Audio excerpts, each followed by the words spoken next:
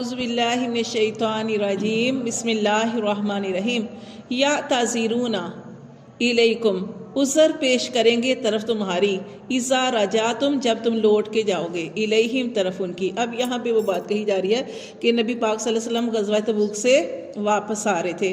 جب واپس آ رہے تھے اللہ تعالیٰ نے بذریعہ وحی آپ کو خبر دے دی کہ آپ جائیں گے مدینہ تو جو جھوٹے لوگ ہیں پھر آ کے آپ کے پاس عذر پیش کریں گے اور کہیں گے اس وجہ سے نہیں جا سکے اس وجہ سے نہیں جا سکے۔ یہ اللہ نے پہلے ہی خبر دے دی۔ اللہ فرماتے ہیں یا تعذیرون الیکم عذر پیش کریں گے، بہانے بنائیں گے طرف تمہاری اذا رجعتم جب آپ لوٹ کے جاؤ گے الیہم طرف ان کی۔ کل آپ صلی اللہ علیہ وسلم ان سے کہہ دینا لا تعتذروا نہ تم بہانے بناؤ، لن نؤمن ہرگز نہیں ہم یقین کریں گے لکم تمہاری بات کا۔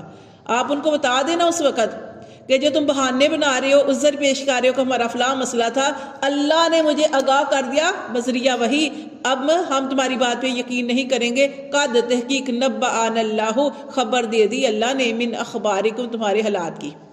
وَسَيَرَ اللَّهُ اور ساتھ یہ بھی اللہ تعالیٰ فرما رہے ہیں وَسَيَرَ اللَّهُ ان قریب دیکھے گا اللہ، ان قریب دیکھے گا اللہ اعمالکم ان کے عملوں کو۔ اللہ تو دیکھ رہا ہے لیکن اللہ تعالیٰ نے ان کو اور مہلت دے دی کہ شاید یہ ٹھیک ہو جائے۔ اب ان کو اور مہلت مل گئی کہ یہ ٹھیک ہوتے ہیں یا نہیں ہوتے، توبہ کرتے ہیں یا نہیں کرتے۔ منافق جو ہیں اپنی منافقت سے باز آتے ہیں کہ نہیں آتے، اس لیے اللہ نے فرمایا وَسَيَرَ اللَّهُ ان قریب اللہ ان کو دیکھے گا اعمالکم ان کے عملوں کو، وَرَسُولُهُ اور اس کا رسول بھی ان کے اعمال کو دیکھے گا۔ ثم پھر تردون وہ پھیرے جائیں گے الی عالم الغیب اس غیب جاننے والے کی طرف۔ کب؟ قیامت والے دن۔ اللہ نے یہ سارا ہم منافقت کے بارے میں پڑھے ہیں، ان کی منافقت کے بارے میں، لیکن اللہ تعالیٰ نے ان کو اور ٹائم دے دیا۔ اللہ ایویں مہر نہیں لگا دیتے جیسے ہم نے پیچھے پڑھا کہ مہر لگا دیتا ہے اللہ نہیں، اللہ ان کو فل ٹائم دیتا ہے، ہر طرح کی سہولت دیتا ہے کہ اب یہ باز آتے ہیں کہ نہیں آتے۔ اللہ فرماتے ہیں ان قریب اللہ تمہارے عملوں کو دیکھے گا اور اس کا رسول بھی دیکھے گا کہ اب تم کیسے عمال کرتے ہو۔ ثم پھر تردون تم لٹائے جاؤ گے الی عالم الغیب اس غیب جاننے والے کی طرف۔ وہ کون ہے؟ وہ اللہ، وہ غیب جاننے والے کی طرف، وہ شہادتی اور ظاہر جاننے والے کی طرف۔ جو ظاہر ہے، جو غیب ہے، جو پوشیدہ ہے، جو ہمارے دل میں ہے، جو ہم ابھی اپنی زبان سے باہر نہیں نکالتے، اللہ اس کو بھی جانتا ہے۔ اللہ فرماتے ہیں فَيُنَبِّئُكُمْ پھر وہ تمہیں بتلائے گا، استغفار، پھر وہ تمہیں بتلائے گا بِمَا كُنتُمْ تَعْمَلُونَ کہ تم دنیا میں کیا اعمال کرتے رہے۔ پھر اللہ فرماتے ہیں سَيَحْلِفُونَ بِاللَّهِ وہ قریب ہے کہ وہ قسمیں کھائیں گے اللہ کی، وہ اللہ کی قسمیں کھائیں گے لَكُمْ تمہارے لیے اِذًا انقلبتم جب تم لوٹ کے جاؤ گے۔ پھر وہی بات اوپر جو ہم نے پڑھا کہ سَيَحْلِفُونَ ان قریب وہ قسمیں کھائیں گے باللہ اللہ کی لَكُمْ تمہارے لیے اِذًا انقلبتم جب تم لوٹ کے جاؤ کی طرف ان کی، الیہم ان کی طرف، لِتُورِدُوا کیوں قسمیں کھائیں گے؟ تاکہ تم درگزر کر دو۔ قسمیں کیوں کھائیں گے؟ کہ اس وجہ سے قسمیں کھائیں گے۔ پھر وہ غزوہ تبوک کی دوبارہ بات ہو رہی ہے جو پہلی آیت میں کہا گیا کہ جب آپ جائیں گے مدینہ کی طرف تو آپ کے پاس جھوٹے عذر پیش کریں گے۔ پھر اللہ تعالیٰ نے یہاں پہ دوبارہ فرمایا کہ جب تم لوٹ کے جاؤ گے ان کی طرف تو پھر بہانے پیش کریں گے، آئیں گے تمہارے پاس، کیوں؟ لِتُورِدُوا عَنْهُ تاکہ تم ان سے درگزر کا معاملہ کرو۔ جھوٹی قسمیں بھی کھائی اور جھوٹ بھی بولا اور یہ بھی چاہ رہے ہیں کہ تم ان کو درگزر کرو، یہ نبی پاک صلی اللہ علیہ وسلم ان کو معاف کر دیں۔ اللہ فرماتے ہیں فَآرِدُوا عَنْهُمْ ان سے منہ پھیر لو، ان سے اب منہ پھیر لو۔ انہم بے شک وہ رجسن وہ ناپاک ہیں، وہ گندے ہیں، وہ ناپاک ہیں، ومأواہم جہنم اور ان کا ٹھکانہ جہنم ہے، جزاء بدلہ بما کانوا یکسبون جو انہوں نے کمائی کی۔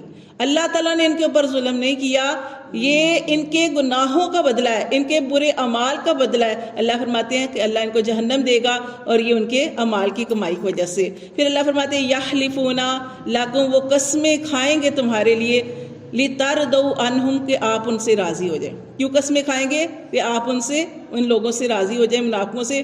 اللہ تعالیٰ نے فرما دیا فَإِن تَرْضَوْا اگر آپ صلی اللہ علیہ وسلم راضی ہو جائے عنہم ان سے، فَإِنَّ اللَّهَ تو بے شک اللہ لا يَرْضَى اللہ راضی نہیں ہوگا عن القوم الفاسقین ان فاسق لوگوں سے۔ فاسق کا لفظ بھی یہاں پہ آیا، آگے بھی ہم نے پڑھا کہ ان کو فاسق اللہ نے کہا۔ فاسق ہوتا ہے نافرمان، بار بار نافرمانی کرنے والے، ان کو سمجھایا جاتا ہے پھر نافرمانی کرتے ہیں۔ اللہ فرماتے ہیں یہاں پہ اتنی سخت بات اللہ تعالیٰ نے ارشاد فرما دی کہ اے محمد صلی اللہ علیہ وسلم اگر آپ ان سے راضی ہو جائیں ان کی جھوٹی باتوں پہ یقین کر لیں، لیکن اللہ ان سے کبھی راضی نہیں ہوگا، کیونکہ یہ فاسق لوگ ہیں، نافرمان ہیں۔ اللہ فرماتے ہیں العراب، جو دیہاتی ہیں، اشد، وہ زیادہ سخت ہے، کفرن، کفر میں، و نفاقن، اور نفاق میں۔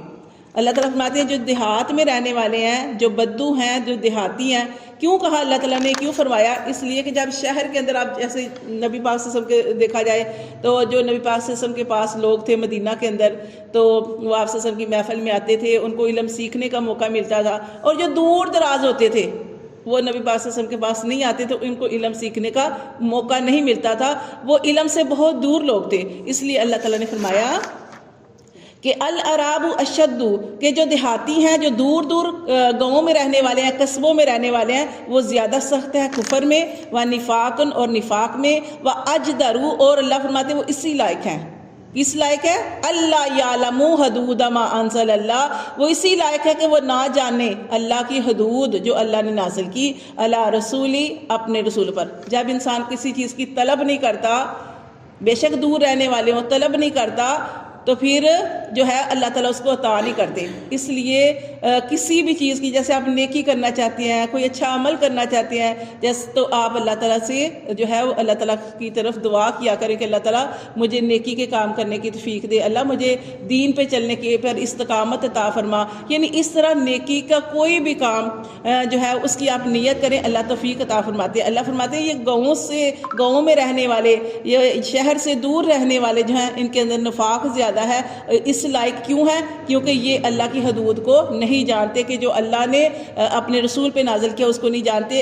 واللہ، اور اللہ علیم حکیم، لیکن اللہ تعالیٰ خوب جاننے والا اور حکمت والا ہے۔ وَمِنَ الْأَعْرَابِ، اور دیہاتیوں میں سے مَن یتخذ، اور دیہاتیوں کی بات ہو رہی ہے کہ دیہاتیوں میں سے، عربوں میں سے، مَن یتخذ، کچھ ایسے ہیں جو شمار کرتے ہیں، کیا؟ ما ينفق، جو انہوں نے خرچ کیا۔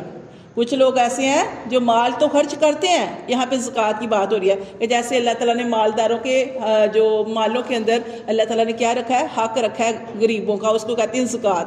اللہ فرماتے ہیں وَمِنَ الْأَعْرَابِ، اور دیہاتیوں میں سے، مَن یتخذ، کچھ ایسے ہیں جو شمار کرتے ہیں، ما ينفق، جو وہ خرچ کرتے ہیں، مغرمن، اس کو وہ تاوان سمجھتے ہیں۔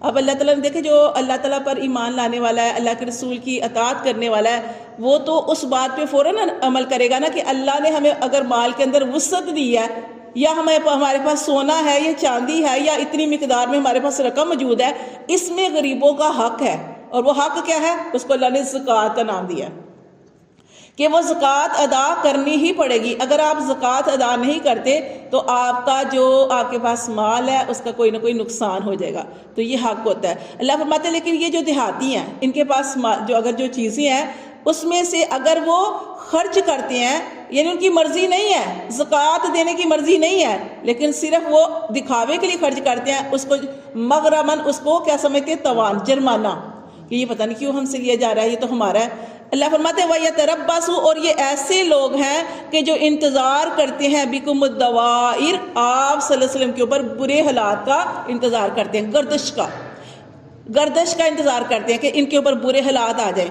اللہ تعالیٰ فرماتے ہیں علیہم دائرۃ السوء، انہی کے لیے بری گردش ہے، واللہ، اللہ سمیع علیم، اللہ تو خوب سننے والا، اللہ تو خوب جاننے والا ہے۔ ومن الأعراب، اور دیہاتیوں میں سے، من یؤمن، کچھ ایسے بھی ہیں جو ایمان لاتے ہیں، یقین رکھتے ہیں، باللہ، اللہ پر، والیوم الآخر، اور آخرت کے دن پر، ویتخذ، اللہ تعالیٰ نے فرمایا سارے ایسے نہیں ہیں، ٹھیک ہے نا، ہر طرح کے لوگ ہوتے ہیں۔ اوپر اللہ نے ان کی بارے میں فرمایا کہ ایسے لوگ ہیں جو خرچ تو کرتے ہیں لیکن اس کو ایسے سمجھتے ہیں جیسے توان ہے، خوشی سے ادا نہیں کرتے زکوٰۃ، اور یہاں پہ اللہ تعالیٰ نے انہی کی بات کی ہے۔ دیہاتیوں میں سے کچھ ایسے ہیں لیکن وہ ایمان لاتے ہیں اللہ پر، والیوم الآخر، اور آخرت کے دن پر، ویتخذ، اور وہ شمار کرتے ہیں، ما ينفق، جو وہ خرچ کرتے ہیں وہ اس کو شمار کرتے ہیں، لیکن کس لیے؟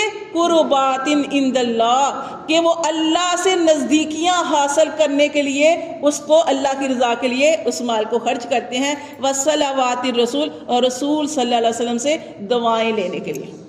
اللہ کی بھی اطاعت ہو گئی، اللہ کے رسول کی دعا جس کو مل جائے، فرماتے ہیں کہ وہ اللہ سے نزدیکیاں چاہتے ہیں اور اللہ کے رسول کی دعائیں لینا چاہتے ہیں۔ اللہ تعالیٰ نے کتنی پیاری بات ارشاد فرمائی، الا، خبردار، سن رکھو، انہا، بے شک، انہی کے لیے، قربت اللہ، انہی کے لیے نزدیکیاں اللہ کی، جو اللہ کے حکم کو مانتے ہیں اللہ کے رسول کی اطاعت کرتے ہیں، انہی کے لیے نزدیکیاں ہیں، وہ اللہ کے قریب ہیں۔ سَيُدْخِلُهُمُ اللَّهُ، ان قریب ان کو اللہ داخل کرے گا، فی رحمتی، اپنی رحمت میں۔ ان اللہ، بے شک اللہ، غفور الرحیم، وہ بڑا بخشنے والا، وہ بڑا ہی رحم کرنے والا ہے۔ صدق اللہ العظیم۔